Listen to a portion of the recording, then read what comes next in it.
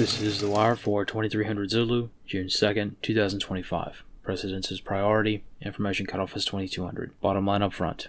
Major escalation in Russia as Ukraine strikes Russia's strategic bomber force. Molotov attack occurs in Colorado. Beginning with international events. In Russia, at approximately 11 p.m. Moscow time Sunday evening, Ukraine conducted a large-scale drone attack on military bases throughout Russia. Approximately 5 to 8 commercial cargo vehicles parked near critical military bases throughout the nation. Once parked, the drivers of these vehicles opened secret hatches cut into the tops of the cargo containers, from which dozens of Ukrainian drones were deployed in rapid succession. Within moments, these drones struck targets at several Russian military installations, ranging from airfields to supply depots. As of right now, 4 Russian air bases have been confirmed to be struck during the attacks. Ivanovo, Diaghilevo, Belaya, and Olenia air bases were all struck overnight. Various targets at Severomorsk and Severodvinsk naval bases appear to also have been struck, however this is unconfirmed at this time. Voskresensk air base is also claimed by some sources to have been struck during this attack, but this is also unconfirmed. All total, the initial assessment of battle damage indicates a total loss of 3 Tu-95 Bear H bombers, with 5 more being damaged. Ukrainka air base was also targeted by Ukrainian forces, however this attack failed due to the defenses at this location. Ukraine has claimed credit for the attack and has openly stated that the United States was made aware of the attack before it took place. The United States has denied these claims. On the home front, in Colorado, yesterday afternoon an arson attack took place in Boulder. Local authorities state that an assailant attacked a pro-Israel protest or demonstration in the vicinity of the historic Boulder County Courthouse. The attacker approached the protesters using improvised incendiary devices to inflict burns on approximately 5 people attending the small demonstration. Concerning casualties, 2 victims were burned severely, and several others suffered minor burns. The attacker has been identified as Mohammed Soleiman, and authorities have claimed he is an illegal immigrant, specifically a visa overstay from Egypt. Analysts comment. Reports vary on the method of the attack. Some sources claim the assailant used some sort of improvised flamethrower device. Others state that he used Molotov cocktails in his attack. Either way, video evidence of the attack confirms the assailant was holding 2 Molotovs in his hand after the attack was conducted. Additionally, Soleiman's statements during the fray also indicate he conducted the attack in support of the Palestinian movement. Considering the recent shift in federal agencies' priorities concerning this issue, the fallout of this incident is probably going to be a very big deal in many different ways. In Oregon, yesterday afternoon, a mass stabbing attack was reported at the Union Gospel Mission in Salem. 11 people were wounded in the attack, and the assailant was detained at the scene. Analysts comment. Very few details have come to light regarding this incident, and the assailant has not been identified yet. However, this facility is a homeless shelter, so at the moment, the most likely theory is that the attack is the result of a mental health incident. Analysts' comments for this wire. From time to time, a new aspect of modern war comes to light that changes the dynamic of the modern battle space in ways that most of us cannot possibly fathom. This happened over the weekend in Russia. While the drone attack on Russian airfields was not a new tactic by any means, it is expressly for this reason that this attack was special. Most nations around the world have been waiting for someone to try this attack vector, and now it's actually happened. While the supporters of Ukraine may rejoice at this development, this is the first time that a nuclear superpower has had this much damage occur to their first strike capability within their own homeland, which is mixed news at best. It is truly remarkable and impressive that Ukraine was able to pull this off with much success.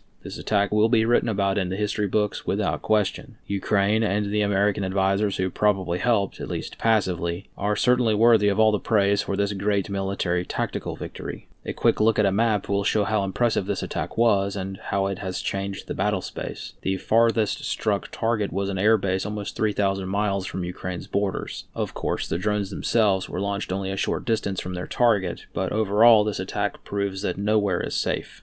Nowhere in Russia, nowhere anywhere. As such, one might surmise that this may be a Pyrrhic victory at best. If Russia levels Kiev with a few IRBMs, the grand strategy of this attack, and retroactively the Kursk offensive as well, may be called into question. In short, it may not have been worth it. 2 weeks ago, Ukraine was looking at the chance for peace at the cost of losing terrain. An unfortunate situation to be in, to be sure. It does not make it morally right, but Russia is indeed a superpower, and Ukraine is not. 2 weeks ago, the loss of 2 or 3 districts was on the menu. Now all of them are. And what is more, if Russia even slightly suspects that the United States had a hand in approving this strike, very serious things may happen very soon. Remember, morality and fairness are not often reflected in modern war. Ukraine being 100% within their right to defend their homeland isn't likely to make anyone feel any better if we start seeing asymmetric warfare being waged by a nation-state actor in the American homeland. Though many will argue over what this attack means, it's worth considering the cold hard fact that there is a limit to how much the United States can assist and support her allies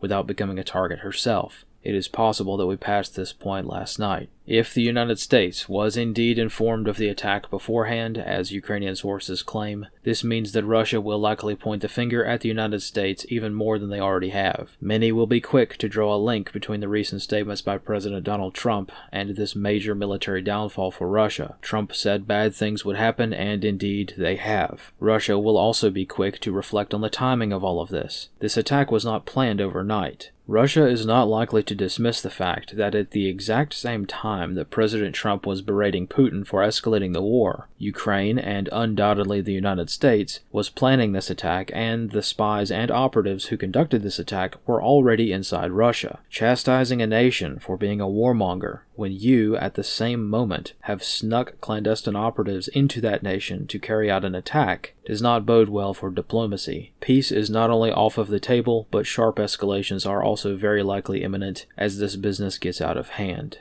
Again, the perspective of how serious this situation has become is hard to explain without a clear analogy. Imagine, for a moment, that a Mexican cartel were to launch a drone attack here in the United States, flying kamikaze drones into the wings of the B-52s, sitting on the unprotected tarmac at Barksdale Air Force Base. And to continue that analogy, imagine that if that cartel told us that China knew about the attack beforehand, right around the same exact time that China was accusing us of escalating the situation. The United States would be at war with China by the end of the day if that situation were to occur here at home. Though this is a fictional what-if scenario, this has been a very significant threat to the domestic American homeland for some time, and that can of worms may have just been opened by America's ally in Europe. Here in the United States, this is a particular worry. In government, especially in the world of defense strategy, sometimes a vulnerability is found that is so exceptionally severe that there's nothing that can be done about it, so it's easier to ignore the issue altogether or provide some feeble attempt to defend against it. It's rare, but this does occasionally happen. Defense analysts have been thinking about this problem set for many years, and right now there isn't any good solution. One of the most concerning attack methods has been the scenario of drone swarm attacks conducted from secret locations inside one's own homeland. Many Americans think that there is some sort of magical air defense system to prevent this kind of attack, but this simply does not exist yet. The United States already has a hard time defending against ICBMs, as evidenced by the comparatively and legendary low success rate of interceptors. But for small drones launched within a few miles of their projected impact site, there quite literally is no defense that is feasible at scale right now. SHORAD batteries, or short-range air defense batteries, don't defend against smaller drones, and the United States doesn't have enough of these types of defenses to cover every military base anyway, much less civilian centers. Point defense via jammers is hopeful at best, and largely negated now that fiber-optically controlled drones are becoming the industry standard, and America's Golden Dome system is still on the drawing board, and thus likely to be far too little, far too late in the event that it's needed. And now that Ukraine has seen fit to confirm one of the defense industry's long-held fears, the potential for this exact scenario to happen in the United States is now a legitimate concern. This is no longer a theory, it's been operationally proven to be a viable attack method. Bottom line, if this same style of attack were to be used by malign actors supported by a foreign nation in the United States, there's nothing we could do about it. The bulk of the aircraft in the U.S. Air Force could be neutralized before they even got off the ground, and nobody would know what happened until it's all over. And all of this could theoretically be done by a foreign nation state that has the same GDP as Nebraska. This highlights an unfortunate yet contentious problem with the entire Ukraine war. Any nation state, when so invaded by the ground force of another nation, certainly has the right to defend their homeland. This is one of the defining characteristics of a nation-state. However, when that war starts to affect things outside the local sphere, tougher questions start being asked. If thermite grenades start being dropped on the wings of F-35s at Joint Base Langley-Eustis, as this specific base has quietly made preparations to defend against this exact threat, the idea of the whole war becomes a bit more complicated.